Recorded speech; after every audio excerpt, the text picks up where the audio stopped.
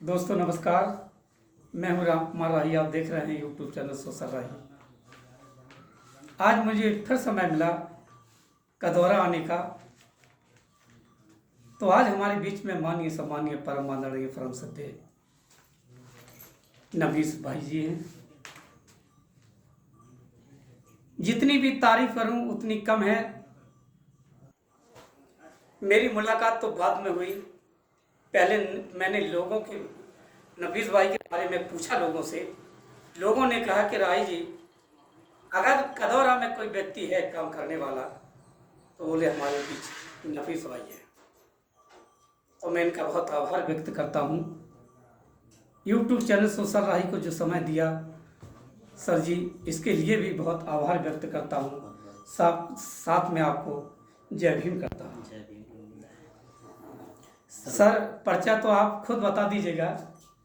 बिल्कुल बिल्कुल जी बिल्कुल। मैं तो पैसा तो प्रथम जो है आपका बहुत बहुत आभार व्यक्त करूंगा। आपने जो है मुझे इस योग्य समझा और राम कुमार राही जी का मैं जो सोशल मीडिया के माध्यम से समाज को जागृत कर रहे हैं, ज़्यादा से ज़्यादा घर से महिलाओं और हमारे नौजवान युवा साथियों को अपनी आवाज़ के माध्यम से समाज को जगाने काम कर रहे हैं, उनका मैं बहुत बहुत तहे दिल से धन्यवाद और आभार व्यक्त करता हूँ। सर्वप्रथम मैं आप सभी को बताना चाहूँगा, मेरा नाम नफीस है और मैं कस्बा कदौरा से बिलोंग करता हूँ। हमारा ज़िला जालौन, तहसील कालपी, हमारे यहाँ का पिन कोड 58/03 है और मैं भीम आर्मी से कई पदों पर रहकर आज यहाँ हमारे माननीय बड़े भाई चंद्रशेखर आज़ाद जी और अपने समस्त जिला जालौन टीम का बहुत बहुत आभार व्यक्त करता हूँ, जिन्होंने मुझे छोटे छोटे से पदों से लेकर आज मुझे यहाँ तक पहुँचाया। सभी को बहुत बहुत आभार व्यक्त करता हूँ और राम कुमार भाई जी को बहुत बहुत आभार व्यक्त करता हूँ। सर जी, जब भी आप लोगों के बीच में मैं आता हूँ कुछ सवाल मेरे रहते हैं कि आज इस क्षेत्र में हर जगह पे आपका नाम लोगों की जबान पर है, तो कुछ ना कुछ तो आपने ऐसा काम किया अभी जबान पर आता है। तो सर सोशल वर्क के बारे में आप बता दीजिएगा कि आप कितना वर्क करते हैं। सर्वप्रथम मैं बताना चाहूँगा, आज जो हमारे महापुरुषों ने त्याग व बलिदान दिया है और जो आज हमारे युवा वर्ग ज़्यादा से ज़्यादा जागृत हैं, जिन्होंने जिस प्रकार से आज बहुजनों की आवाज़ हमारे बड़े भाई चंद्रशेखर आज़ाद जी बुलंद कर रहे हैं। मान्यवर कांसीराम साहब ने जो त्याग किया, बलिदान दिया, जिस त्याग बलिदान के आज हम लोग बाबा साहब संविधान निर्माता बाबा साहब का भी जीवन उपरांत हम लोग उनके वंशज जो हैं और उन लोगों से बहुत ज़्यादा प्रेरित हैं कि वो हमारे पूर्वज हैं। और मैं भी अपने सभी महापुरुषों को नमन करते हुए अपनी वाणी की शुरुआत करना चाहूँगा। ज़्यादातर बताना चाहूँगा, मैं अपनी आवाज़ के माध्यम से अपने नौजवान साथियों और अपने युवा वर्ग के साथियों को, अपनी बहन बेटियों को अपने माध्यम से एक संदेश देना चाहता हूँ कि मंजिल मिले ना मिले यह तो मुकद्दर की बात है और हम कोशिश ना करें यह तो बहुत बुरी बात है। बहुत बढ़िया तो सर। मैं यही कहना चाहूँगा, आज जो हमारे समाज में हमारी बहन बेटियों के ऊपर जो हम लोगों के ऊपर अत्याचार हो रहा है, जहाँ जहाँ हमारे समाज के ऊपर घटनाएं हो रही हैं, हम लोगों को एक दयनीय स्थिति के देखा जा रहा है, हम लोगों को दलित की स्थिति से देखा जा रहा है। ऐसी तमाम क्षेत्रों में हर जगह इस तरह की घटनाओं को लेकर हम लोग ज़्यादा से ज़्यादा फोकस में रहते हैं कि अपने समाज में जो अत्याचार हो रहा है उसके खिलाफ़ हम लोग उनको न्याय दिलाएं और अपने समाज को हर तरह से अपने उस कैटेगरी तक लेके हम लोग पहुँचें जहाँ तक हम लोगों को बाबा साहब ने अधिकार दिए हैं।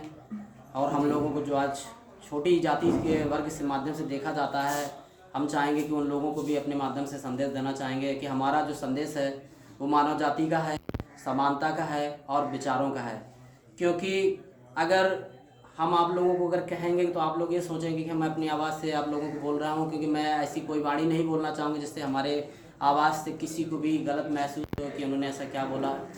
कि हम लोगों ने जन्म लिया है और हम लोगों को अधिकार है, बाबा साहब ने हम लोगों को सब अधिकार दिए हैं आगे आने से, और शिक्षा से लेके पढ़ाई से लेके आज हमारे समाज के लोग बड़े से बड़े डिग्रियां करके आज हमारे जो समाज के लोग हैं IAS PCS से बड़ी बड़ी डिग्रियां लिए बैठे हुए हैं। और मैं अपनी आवाज़ के माध्यम से चाहूँगा कि सरकार जो भी है, जिस प्रकार से सभी लोगों को देखा जा रहा है, उसमें हमारे समाज को और हम लोगों को भी उस जगह पर लाकर पदोन्नत किया जाए और हम लोगों को ज़्यादा से ज़्यादा इग्नोर ना करके हम लोगों को सम्मान देना चाहे।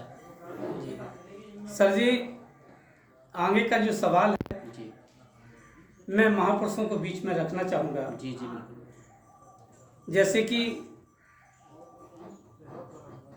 राष्ट्रपिता ज्योतिबा फूले के साथ में अगर कदम मिलाने का काम किया, चलने का काम किया, तो भाई उस्मान शेख और बहन फातिमा शेख का बहुत बड़ा योगदान है। मैं उस मानवता की बात कर रहा हूँ जहाँ उस समय उन्होंने सगे बनकर के एक मिशन पर काम किया।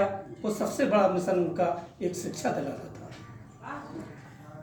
उस जमाने में उन्होंने जब जमीन नहीं मिल रही थी तो भाई उस्मान शेख ने उन्हें जमीन उपलब्ध कराई थी। फातिमा शेख हमारी बहन थी, काफी उन्होंने इतना शिक्षा लोगों के बीच में जागरूकता फैलाई, कितने संघर्ष झेले होंगे, तो उनके बारे में सर दो शब्द जरूर कह दीजिएगा। जी बिल्कुल बिल्कुल राम कुमार राय जी, आपका बहुत बहुत फिर से एक बार तहे दिल से आभार व्यक्त करना चाहूँगा।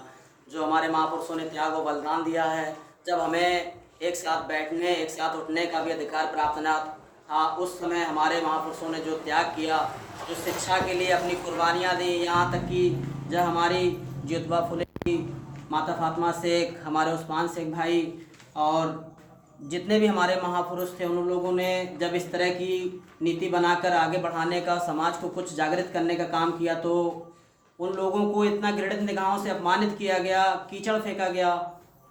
तो ऐसे ही महापुरुषों को हम हो सकता है अपने जीवन उपरांत भी अगर हम हक अदा करना चाहें तो कभी नहीं कर सकते। आज हम लोग जिस जगह पर बैठे हैं, अच्छी अच्छी बड़ी बड़ी पढ़ाई डिग्रियां हासिल कर रहे हैं, आज उन्हीं सभी महापुरुषों की देन है जो आज हम लोगों को ये सारी चीज़ें प्राप्त हुई और हासिल हुई। मैं उनको बार बार हर बार जीवन उपरांत जब तक जिंदा रहूँगा कोटि कोटि नमन करता रहूँगा। ऐसे ही तभी किसी ने लिखा है, किसी ने लिख दिया कि इंसान क्या करे, शैतान क्या करे, फरिश्ता भी अपने हालत में क्या करे। किस्मत करामत जब मेरे झूठे हैं तो हमें बचाने के लिए भगवान ने भी क्या करे। जी इसमें एक शेर आप जो है देना चाहूँगा जी जी कि सूरज क्या जाने चांद को, जमी क्या जाने आसमान को, और जो जिंदगी भर भीख मांग कर खाया हो वो क्या जाने बाबा साहब के संविधान को। सही बात जी। अरे लिखा है सर कि किसी ने गीता किसी ने कुरान लिख डाला। जी जी। किसी ने गीता किसी ने कुरान लिख डाला। अरे जिसको रोका जा सका विद्यालय जाने से उसी ने भारत का संविधान लिख डाला। कहना चाहूँगा अपनी आवाज़ के माध्यम से, जब हम लोगों को पानी पीने का अधिकार प्राप्त नहीं था, जिस तालाब से हम लोगों को एक चुल्लू भर पानी पीने का अधिकार प्राप्त नहीं था, उस ऐसे महान जाति बाबा साहब भीमराव अम्बेडकर साहब ने और जो त्याग किए, आज उनकी ही बड़ी सी प्रतिमा उस तालाब के बीच में स्थापित की गई है जी, जिससे हम लोगों को एक बूंद पानी मिलने का भी मतलब हम लोगों को अधिकार प्राप्त नहीं था। वहाँ फोटो लगाइए, बहुत बड़ी प्रतिमा। सही बात। तो सर आपने बहुत अच्छी जानकारी दी।